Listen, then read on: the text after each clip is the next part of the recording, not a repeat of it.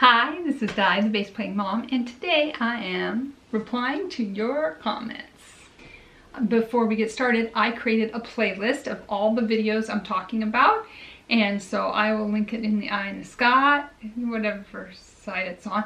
I will link that and you'll be able to watch the videos I am commenting on.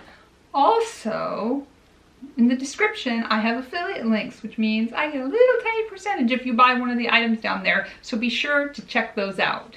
This comment is on a video I made a while back called My Bass Collection, and it is from Ljubica Boobly.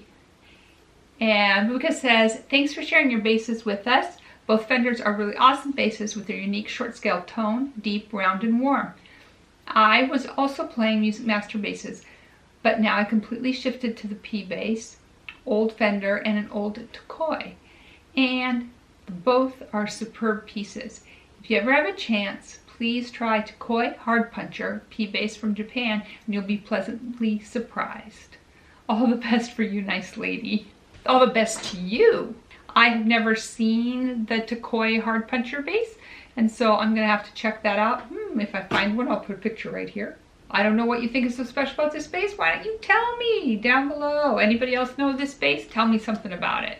I have a comment on my auxiliary percussion collection. Lewis Rivers says, I love the way you play the jingle bells. Ha ha ha ha ha. Well, it is December when I'm filming this, and I do have my jingle bells nearby.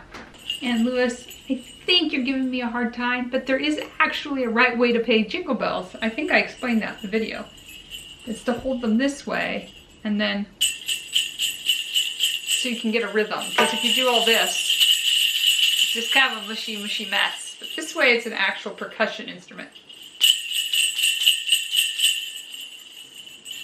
You never know when this will come in handy this time of year. Okay, I love this user's name. Atrocitus. And they have just this little picture, and I thought that it was the Albatross album cover by the Classic Crime. So if you stream music, you can look up the Classic Crime and you can find this Albatross album cover. I know a lot of guitar players say this is the album that they were listening to when they learned to play guitar. So I'm going to a concert later this month. I will be putting concerts on my vlog channel because I know some of you are not into the concerts on this channel, and so they're going to move over to my vlog channel, so you'll be able to check out that concert there. Albatross is commenting on the new Guitar Day video. He says, guitars are small, aren't they? I had a similar experience after months of constantly playing just bass. When I picked up my acoustic 6-string, it felt tiny in comparison and almost unplayable. That's the thing with bass. It's so addictive, and it's easy to forget about other instruments that you might play. How about you, Albatross? What else do you play? I'd love to hear and have you leave the comment down below. What about live streaming?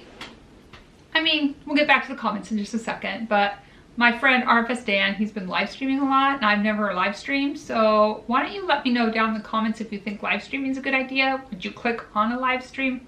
What will we talk about in the live stream? I'm not sure, but let me know. It could be interesting. All right, next comment. Jeff Mason.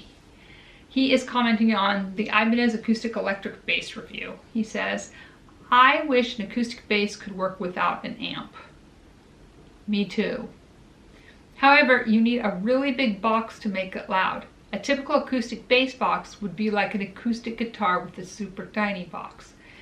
There's a reason double bass is as large as it is, or why mariachi bands have such large bass instruments. You can't really get a loud enough sound from an acoustic, and if you plug it in, why not just use an electric bass with something like a rolling cube with batteries, which would be louder? I have to agree. I do have to agree, and I think you can get a better tone out of it. I'm kind of lost on the acoustic bass thing. Let me know what you think down in the comments. Now we're coming up on a bunch of comments from my video, Bass Gear I Don't Use. First, Dark Onslaught says, I used to have a Gibson Thunderbird. Never liked the sound, and it only had 4 strings. I'm kind of a 5-string guy. So I gave it to some kid from the Philippines for free. Isn't that the sweetest thing ever? Dark Onslaught, that is not very dark. That is very kind to give it to some kid from the Philippines. That's awesome. It can be really expensive to import musical instruments, and so I can totally understand where this kid would really appreciate it. So let's see that Gibson Thunderbird. I think it's kind of a cool design. It's distinctive. I like it. In fact, if you think that you would enjoy a Gibson Thunderbird bass, I'll put an affiliate link down in the description. You can order it from that link, and I actually would get, you know, like a little itty bit of money if you bought it. So I'll link that down below. And if you're just curious, you can go click on it and see what that Thunderbird looks like. This says this one's by Epiphone. Somebody explain the difference between Gibson and Epiphone to me. Does this have to do with the Gibson bankruptcy? I don't know. Still on bass gear I don't use. Hangline Fuss says, ditto, looper was inexpensive, easy to use, compact, and about all I need. You should give away that gear to random viewers or especially Patreon subs. It may cost you shipping, but it's great advertising. All right, well, the United States has all kinds of rules about giveaways, and so I would have to go like to giveaway school to make sure that I do it fairly, because there are rules in the States about how you can do giveaways. It says, especially to my Patreon subs. Does this mean I should have a Patreon? Because I don't have a Patreon. I'm a little tiny, did I say tiny? Tiny channel. I do not have Patreon. I think that's a great idea. I've never made enough money to pay for any of the gear that I use to make videos, the computer, the cameras, this ring light, any of the actual bass gear. That's all come completely out of my pocket. I've never been even close to making enough money on YouTube to do that. I think Patreon is a way around that, is that you could actually make enough money to like pay for the gear that you use to make the videos. And I go to seminars and workshops and stuff to learn more about making videos, and all of that just comes out of my pocket. But a Patreon, what is that? I don't even know what that is. My fingers look weird. Let me know what you think of that idea. There's so many opportunities to comment down below. On that bass gear I don't use, Clara Mars says, I have a looper pedal. It's a Digitech Jam Man, which I use with my guitar, but I haven't really gotten the hang of it. I really want to start playing bass though. Clara, start playing bass. You have to. They make short scale basses. They're a great transition from guitar. I see you're playing guitar. I know you play guitar. Think about getting a short scale bass. David Ozab, who is always great about commenting on my videos, says, no point in hanging on to gear you don't use. I want a really nice distortion pedal, but I wasn't using it. Already had multiple drives and fuzzes plus a tube amp. So I traded it for an optical compressor that I use a lot. The looper has some value to sell or trade. You might get $15 or $20 on Craigslist for the Joyo drive. Give the metronome to a kid learning to play and take the cable to an electronic recycling place. I don't know if I have the heart to ever give away a cable that still works. It's hard for me to give up gear, but I am completely out of room. Like, I moved all my bass gear into this room, my office gear is in this room, and all of my vlogging and video making gear is in this room. I can't walk at this point. Like, it is packed and the stuff is encroaching. So I've got some serious cleaning before I can actually use this room. And it's because I never get rid of anything. I mean, it's great if you're my music master bass from the 8th grade, but it's kind of the pits for everything else. So David, I think you have a good idea and a handle on this stuff, is that you got to get moving on the stuff you don't use. If you guys have any ideas on a great way to like feel like you're giving back and to give away gear you don't use, that's what I need to hear about.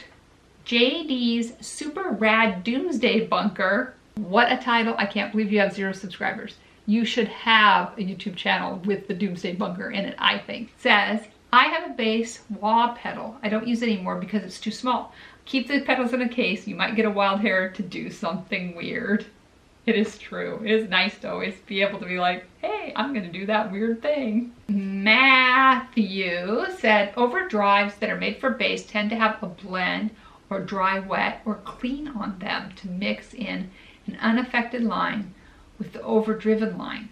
Boss makes a good one, and the Boss ODB and Behringer make a $30 one that's pretty much identical to the Boss bass drive.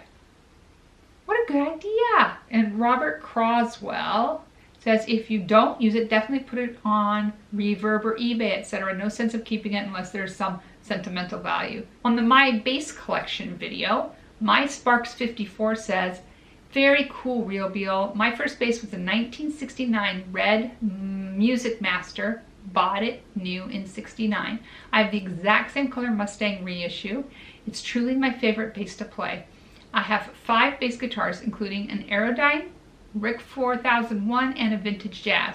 I love the remark about the Sharpie. Good stuff. Thanks. Hey, thank you, Mr. Sparks 54, for finding my channel.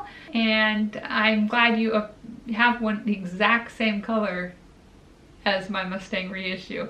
Do you like it? Do you find that it hums? I found that it picks up stage noise. Let me know what you think. This is Ljubica Boobily again, and Ljubica is commenting on the Fender Mustang PJ bass demo video. Dear lady, I enjoy your videos and reviews about basses because they are so neat without going into cosmic deepness or bass philosophy. I did not know that you had a neck injury. I could recommend one great and lightweight bass guitar for you. That is East German made, end of the 60s, Musima 25 Deluxe bass. Extremely lightweight, short scale, and simply amazing tone. Also, it's a real budget-friendly bass, since in Europe it can be found in great condition for no more than $150, but actually not so easy to find. I'm residing in Serbia and sending you greetings from Belgrade. That is so cool. I love it when I get to meet people from all over the world on this channel. And style varies from country to country, and I find it so interesting, so I'm really glad to have you on board. On my video, Girl Bass Player, Marco Dane says, I'm a new bass player. You have inspired me to keep practicing and playing. Loved your story. Keep playing, keep practicing. It's worth it. It is worth it.